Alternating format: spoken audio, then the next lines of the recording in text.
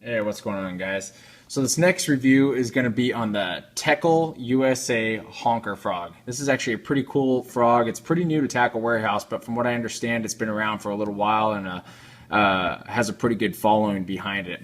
Before I get started on the review, though, I actually got these frogs from, I hope you don't mind me saying your full name, but this is from Matt Miller, and he's at MadMatt32192. I'm going to go ahead and put his name right here, MadMatt32192. If you guys haven't checked out his channel, make sure to do so. In fact, go ahead and go check out his videos right now, please. Go check out his channel. He does great fishing videos, you guys. He goes out, he just catches fish. He lives up there in Illinois and fishes a lot with the Power Team lures. He's really good with soft plastics. He always finds a way to catch fish, even when it's tough conditions, and just you can learn a lot from watching his videos. So please go and check out his videos. He's actually the one that sent me these frogs. Just sent it to me out of the clear blue just so you guys can check out the frog. So I really appreciate that, Matt, and make sure to go check him out. Subscribe to his Facebook page if you guys get the opportunity to do that. You guys can find him by his name. But really cool offering that he did for us here. So thanks a lot, Matt. Anyway, Teckel USA Honker Frog. Let's check it out. I had time to go and fish with these a few weeks ago, and go ahead and tell you about my time in the water and how they compare up against some of the other frogs that I have. So let's check it out. All right, guys. So the Teckel USA Honker Frog.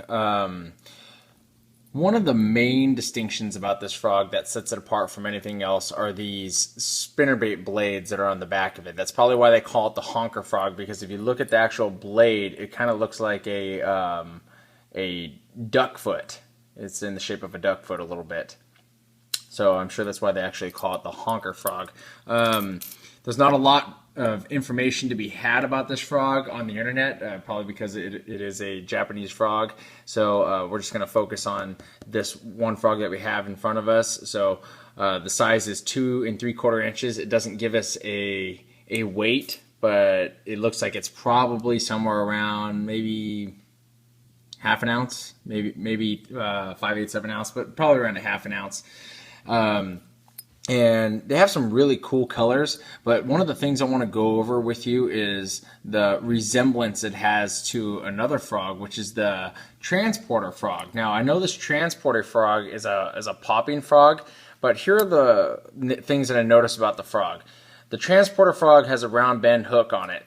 This frog, the Teckel frog, has a round bend hook on it, but on both of these frogs, one of the things about the hook is that the tip of the hook actually sweeps up a little bit. There we go. So you can see that the tip of the hook actually kind of goes upward a little bit, which is done really only with this frog from what I've seen with these frogs. As far as all the frogs that I have, none of the frogs have that tip of that hook sweeping up like that. So that's pretty exclusive to these two frogs, which is something that lends me to believe that they're from either the same mold or the same manufacturer somewhere else. Let's also look at that weight that's in there. That is a very unique weight. There's the transporter frog right here, and this is the Teckel frog right here. So that I guess I don't know what you call that. Kind of like a triangle shape, I guess. But that shape of that weight on there, there's not a lot of in fact, there's no other frogs out there that have that shape like that. You'll notice that right here where the legs, if you will, come out of the body, on this one, it's much thicker than on this one, but this is the popping style, and this one would be, I guess, the regular style. And then where the hook inserts into the body, it inserts more in the middle here, where this one's more on the rear third of the frog. But it does have that circle around where the hook inserts into the body, which is also fairly unique among frogs. So the point that I'm trying to make is that also, if you look on Tackle Warehouse, the colors between these two frogs, not this color obviously, but the colors that are in the two respective lineups of these frogs are very similar as well. So the point that I'm trying to make is I think somewhere along the line they probably come from the same place. In fact, the bodies, the materials are exactly the same. They feel exactly the same. I know that the transporter frog doesn't have good hookups. We could hope that this one probably has better hookups. I actually didn't get a chance to catch any fish. That doesn't mean anything, because when I started fishing with this, Matt actually sent these to me right as the bite for the frog started turning off.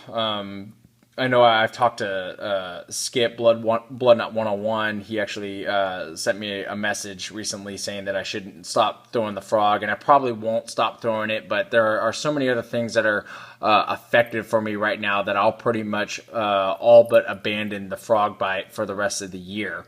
So the point that I'm trying to make is that because of the fact that I didn't catch fish with this frog, I did get blown up on it a couple times and I wasn't able to land it. But again, that doesn't really mean anything because I didn't really get a chance to give it a fair shot on the water to actually catch fish. I did give it a fair shot on the water to try it out though. And the legs actually work really, really well. The bearings on it, they seem to work well, and these legs really get spinning in the water. This thing does sit really aggressively in the water because it is tail weighted very much with the hardware that it has. In fact, you'll see here that this is held on to it with kind of like a spinnerbait wire that's on here. My thought was that they actually make this frog with silicone or rubber legs coming out the back of it instead of these. If for some reason somewhere along the lines you, I don't know, lost some hardware or maybe you didn't like this, maybe you wanted silicone in the back, you can just put silicone legs in the back. We all know that it's not a very daunting task. You can do it fairly easily. There's some videos on the internet about how to do it, so you can make this into a more traditional frog, and it'll help this frog sit up a little bit more in the water. I didn't really have any issues with it taking on water or anything like that. I didn't notice anything. I mean, it took on a little bit. You could squeeze it out fairly easily like you could out of some of the other ones. Some of that probably has to do with the fact that the hole opening here is a little bit more open than you would find on some of the other hole openings, like on the transporter frog here. It's just sealed up a little bit better with the legs that go through it. Those are rubber legs on there. Go ahead and show it up against Copper's Live Target frog. Actually, the size of this frog fits better with the Spro Bronze Eye frog. It's more in that size.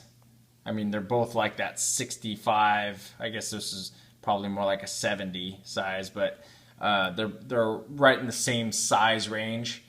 But as far as the weight is concerned, they're probably around the same size, and the profile of them is about the same size as well. Go ahead and show you guys my measurement before I forget to do that.